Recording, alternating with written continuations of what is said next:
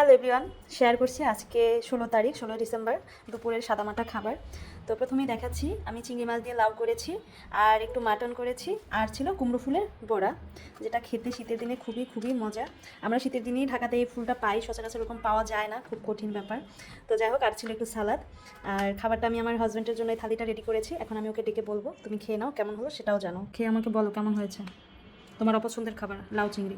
হ্যাঁ, আমার কাছে মোটামুটি লাগছে। আসলে আমি তো আসলে খুব পছন্দ করি না, কিন্তু শরীরের জন্য ভালো যেহেতু আমি খাচ্ছি। টেস্ট ঠিক আছে, টেস্ট নিয়ে কোনো কথা হবে না। একটু কুমড়ো ফুলের বড়া খাও। সাউন্ডটা শুনতে পেলেন তো আপনারা, কেমন ক্রিস্পি হয়েছে, খুবই মজা লাগে। অনেক ক্রিস্পি হয়েছে। আপনারা কে কে খান আমার মতো? দেখেন আমি কিন্তু বোম্বাই মরিচ গুলে নিয়েছি। এখন এটা আমি একটু লবণ দিয়ে মাখিয়ে ভাতের সাথে মাখিয়ে নিব। গরম গরম ভাত আর সাথে কুমড়ো ফুলের বড়া, এই দুটো খাবার যদি আমার থাকে আমার আর কিছু লাগে না। একটু বোম্বাই মরিচ আর এই কুমড়ো ফুলের বড়া। এখন আমি একটু খেয়ে বলছি কেমন, খুব টেস্টি। আপনারাও খাবেন এরকম, দেখবেন কেমন লাগে। অবশ্যই আমাকে কমেন্ট করেও জানাবেন আপনাদের কেমন লেগেছে। এই টেস্টের সাথে আর কোনো কথা হবে না, মাছ মাংস যাই থাক না কেন হার মেনে যাবে। আচ্ছা, এবার খাবো। খাসিটা আমার কুষ্টিয়ার থেকে আনা, তো আজকে সে রান্না করেছে, তো দেখি খেয়ে। শেষ হয়ে গিয়েছে। 3 কেজি এনেছিলাম, এটা লাস্ট কেজি ছিল। বলো কেমন হয়েছে। সুন্দর।